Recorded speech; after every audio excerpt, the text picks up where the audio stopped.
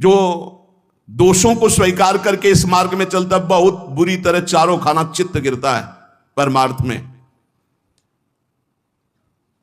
कई तरह के मैथुन होते हैं, उन मैथुनों से बचे। अष्ट मैथुनों का वर्णन आया है।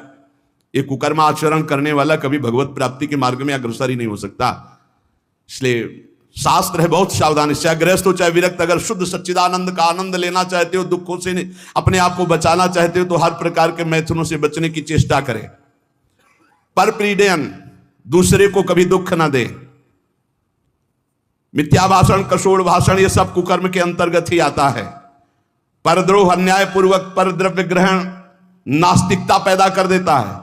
परद्रव्य अन्यायपूर्वक ये नास्तिकता पैदा कर देता है, भगवान से बिल्कुल विमुख कर देता है। भगवान छूट गए तो सब मिला मिलाया, सब प्राण छूटने के बाद कुछ नहीं तुम्हारे पास। भगवान है तो सब कुछ है, नास्तिकता ना आने पावे।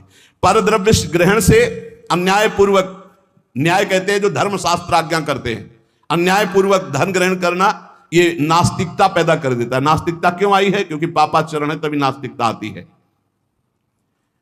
उपासक को सावधानी पूर्वक दुष्संग से बचना चाहिए। दुष्संग कई तरह का होता है। यदि दुर्जनों का संग मिल जाए तो जैसे 10 वर्ष सत्संग करने से आप उज्जवल हुए, तो 10 दिन का दुर्जन का संग आपको नष्ट कर देगा। तो कहते दुर्जनस्य ही संगेन सुजनोपि विनश्यति प्रसन्नम जलमित्याहु कर्दमयी कलुषीकृतम। जैसे अति निर्मल जल बहुत दिनों में होता है, हिलन डुलन नहीं हुई, धीरे धीरे वो शांत निर्मल होता है, लेकिन उसमें जो ही कोई घुसेगा तो पूरा मलिन हो जाएगा। ऐसे ही मन को निर्मल करने में बहुत समय लगता है, लेकिन दुर्जन का संग चरित्र दूषित करके हृदय को मलिन कर देने में बिल्कुल देर नहीं लगती। इसलिए दुर्जनस्य ही संगेन सुजनोपि विनश्यति।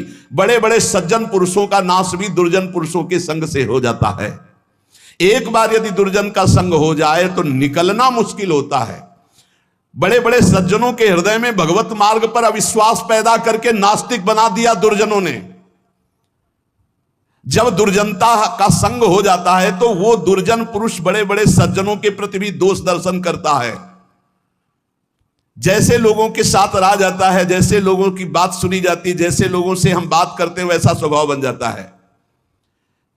जब दुर्जनों का संग हो जाता है तो बड़े बड़े सिद्ध साधु के पास भी वो कुछ लाभ नहीं ले पाता, केवल दोष दर्शन करता है। स्वभाव उसका बन जाता है दोष दर्शन का। इसलिए भ्रमादपि तु दुष्टानाम संगः या कुरुते जना समर्था पुनस्त्यक्तुम तत्र विनिहन्यते। यदि भूल से भी दुष्ट का संग हो जाए तो तत्काल संग त्याग कर दो, नहीं वो नष्ट कर देगा। दुष्ट की पहचान, जिसके संग से भगवत स्मरण छूट जाए, जिसके संग से कुवासनाएं बढ़ने लगे, उसी का संग दुष्ट संग कहा जाता है।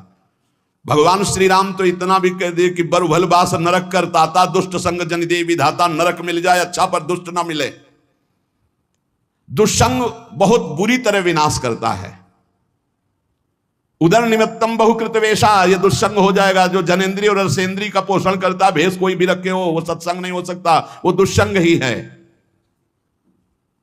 जिनका चित्त शुद्ध होकर सच्चिदानंद भगवान के सुख में डूबने का लक्ष्य बन गया, वो साधक सावधान। दुर्जना परिहर्तव्यो विद्यालंकृतो यदि मणिना भूषिता सर्पा किम सौना भयंकर। दुर्जन मनुष्य हो, बहुत विद्वान हो, तो तुम्हारा नाश ही कर देगा। जैसे मणि से भूषित सांप हो तो क्या विष नहीं छोड़ेगा? वो विष ही छोड़ेगा। इसलिए बहुत संभल करके। सद्भिरासीत सततम सद्भि कुर्वीत संगितम सद्भिर विवादम मैत्रीम च ना सद्भि किंचिदाचरेत। संत पुरुषों के साथ रहो, संत पुरुषों का